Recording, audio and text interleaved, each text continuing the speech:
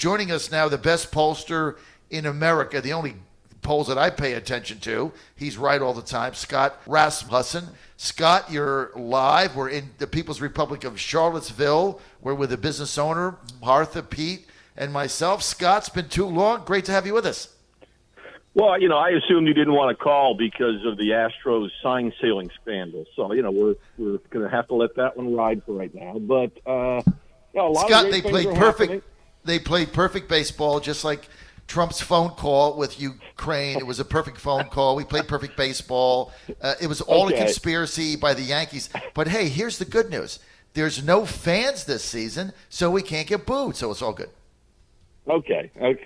Well, and the other good news, by the way, is you're going up to my old stomping grounds. I spent a good part of my life at the Jersey Shore. Spring Lake is right around the corner from where I lived many years, so I hope you enjoy it.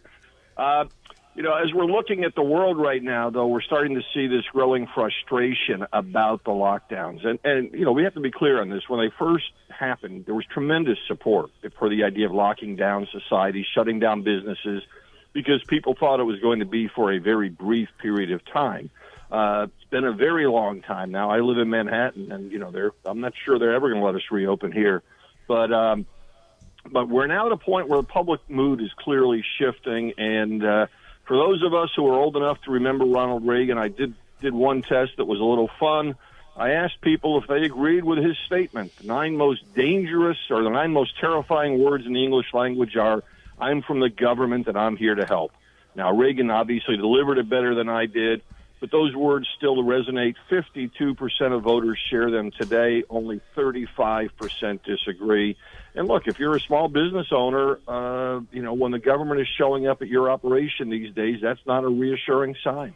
Well, especially, you've heard you're in New York. I mean, de Blasio yesterday, basically him and Cuomo, there's no timeline to open New York State. I mean, to open New York City. In fact, the headline of the New York Post yesterday was stunning. The guy was like, open the damn city, and basically, what's the plan?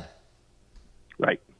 And look, when we start polling about this, again, there are concerns about the coronavirus, the pandemic. It has been serious. But at the same time, there's not a whole lot of trust in government officials on this.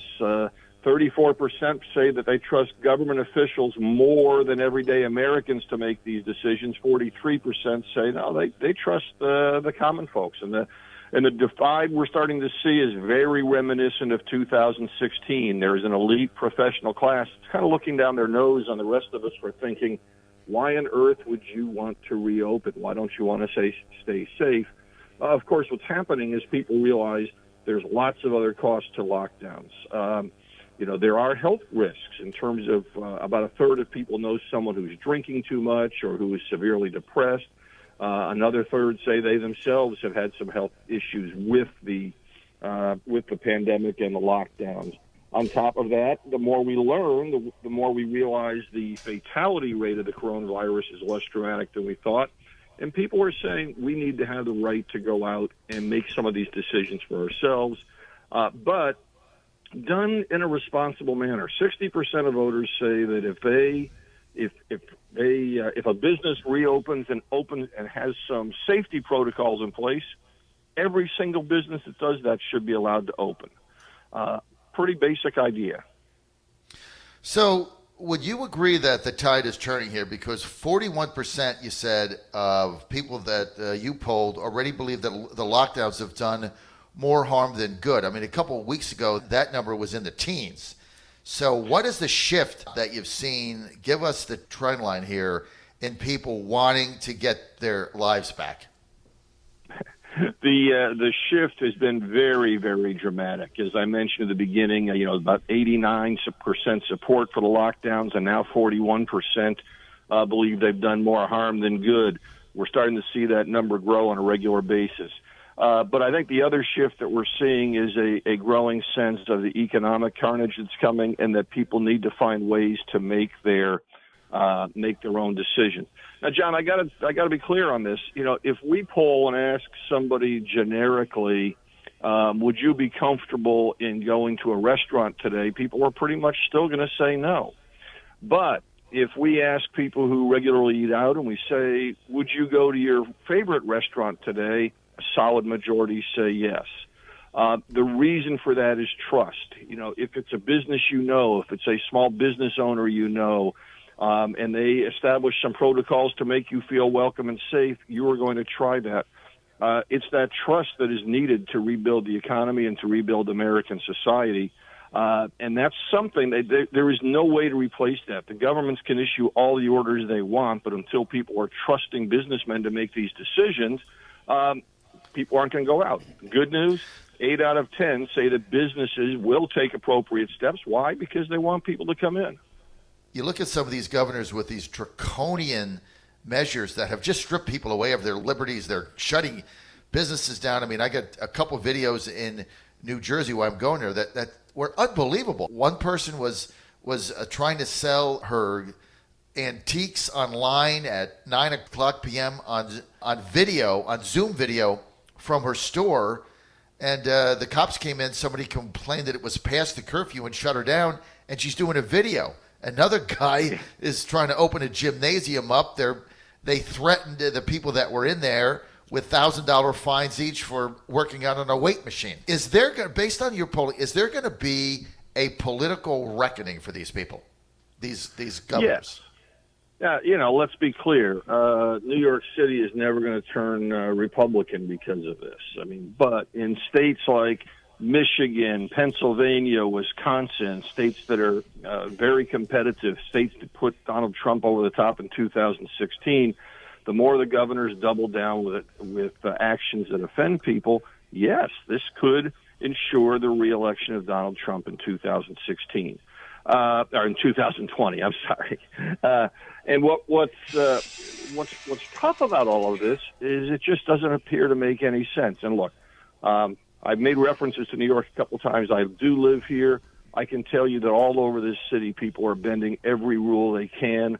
And every time the mayor or somebody tries to stop one sort of activity, people are looking for something else. Why?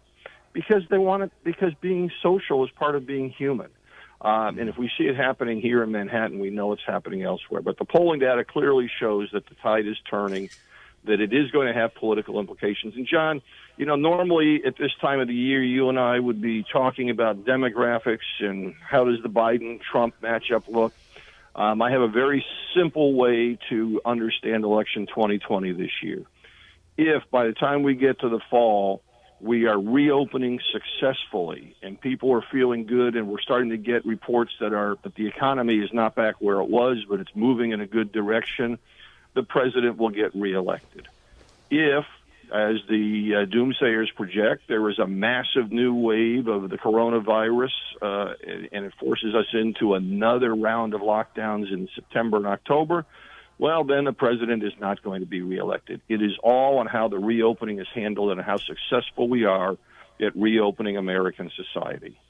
Let's bring Pete Snyder in here for a second. Pete, you heard Scott's analysis of 2020. If things are reopening in a successful way and people feeling good about, things are getting back, Trump wins. If not, there's another wave and the lockdowns continue, Trump loses. I agree with him. That's been my theory why the Democratic governors in these swing states, Wolf, Pennsylvania, Whitmer, Michigan, Evers, Wisconsin, want to postpone the pain so that they can somehow get to November. What do you think of Scott's assessment, Pete?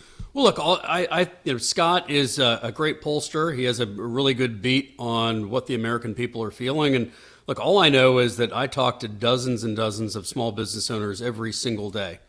And, in the beginning, they were, hey, look, if this is what we need to do, we don't want to hurt anyone. Let's shut down, let's bunker up at home, and let's figure things out. And the bleeding started to happen. And after a while, people started to realize no one knows what the hell they're talking about. And they're telling us that we can, and I had an outfitter in Lexington, Virginia, tell me the other day, she said, Pete, I'm tired of feeling like I'm greedy for wanting to go back to work. I'm tired of I'm not trying to hurt anyone. I just want to, I have 30 people that work for me and rely on me for a living. And I just wanted to do my job and do it safely. So, I think people are fed up. It's like when you figure out that your parents don't know what they're talking about. You say, wait a minute, you said something yesterday and the exact opposite today. That doesn't make any sense. Right. So, I think Scott's right. I think people are frustrated. Spot on. Scott, I think I always think you're spot on, except on your baseball situation, which is I'm still convinced. Who's his team? Yankees. What else? Whatever. Whatever. And at the end of the day, when this all comes out, and by the way, Scott, I predicted that nothing would happen to the Red Sox, right? Now, they used us. They used the Astros as a scapegoat because we're a small market team and nobody cares, right? But Boston. Well, you guys are both cheaters. I mean, that's just kind of it. The Red Sox are cheaters. The Astros are cheaters. My Phillies don't cheat, man. They don't they cheat. stink. There's no sense. Well, neither do the Yankees. I mean, look, there are teams What do you mean that play they don't? baseball. I can't believe you said that. The Yankees don't cheat. They're the biggest cheaters in the world. They have no budget. They have all the money. They sign up all the players. There's no salary cap. Scott, all they do, they're the biggest cheaters in the history of sports. Not bigger cheaters than the Red Sox or Astros, though. I mean, you guys are like the Chicago Black Sox. I mean, seriously, it's so bad. But John, one thing about all of the things we've been talking about on a more serious basis. Megan's a constituent. Go ahead. We are looking at a situation where the way we talk about reopening is becoming as important as the reopening itself. And I think the emphasis needs to be on reopening society, not reopening the economy, because there is much more life to America than just the economy. Obviously, the economy opens up when the society opens, but that has to be the emphasis. Second thing we always have to talk about is an awareness of safety by everybody who is going out. Even if you feel comfortable going out without a mask, you should be respectful of others who are concerned, and in a close setting, have a mask on. The third thing is always be talking about local situations and local dynamics. If you were to ask somebody about, should lockdowns be ended all across America, people are going to say probably not, because we don't know about all those big cities and all the things that are happening. But if you put it in the context of your local community where the decision-making should be made, you talk about local businesses and small business owners, that's where you find support for, this is the way to smartly and safely reopen society. Thank you for being with us. Thanks for being part of our Open America Tour, and it's good to have you back on. More information, go to scottrasmussen.com, and it's the only poll that I get every day, and he had an excellent column. Go to scottrasmussen.com.